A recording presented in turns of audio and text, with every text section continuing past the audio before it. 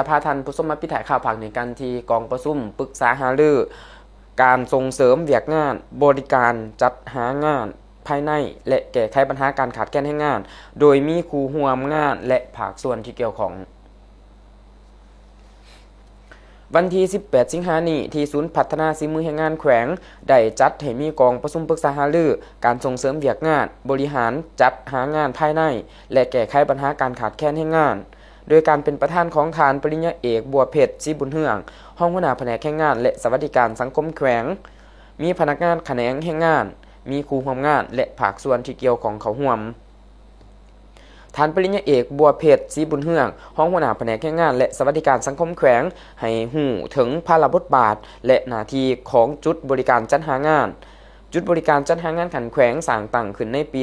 2009 ตามการอนุมัติของกระทรวงแรงงานและสวัสดิการสังคมจุดบริการจัดหางานแม่นเวียกหนึ่งที่สำคัญและแม่นหน้าที่หลักของแขนงแรงงานและเฮ็ดหน้าที่การขึ้นทะเบียนเป็น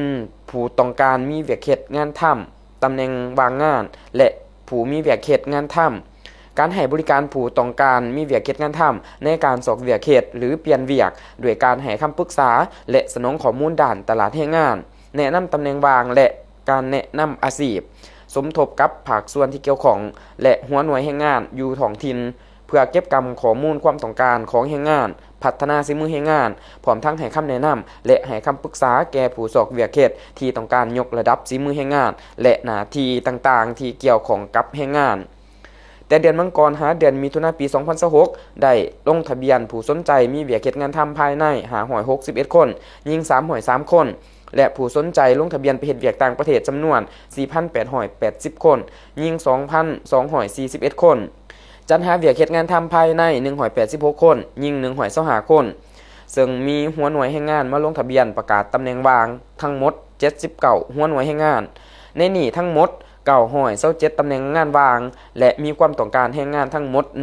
1,723 คนหญิง931คนปัจจุบันแขวงจำปาสักมีพลเมือง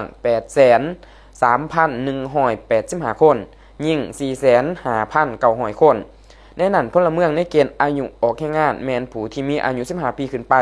มีจำนวนทั้งหมด 614,436 คนรวมเอา 76.5 ส่วนหอย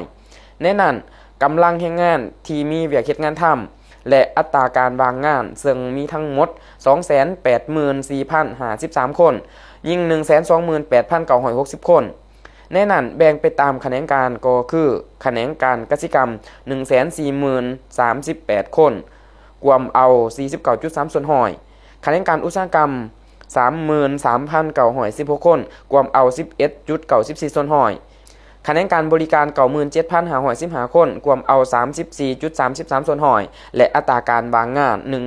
12,583 คนรวมเอา 4.43 ส่วนหอยมีหัวหน่วยแรงงานหรือโครงการลงทุนบริษัทวิสาหกิจทั้งหมด 15,791 หัวหน่วย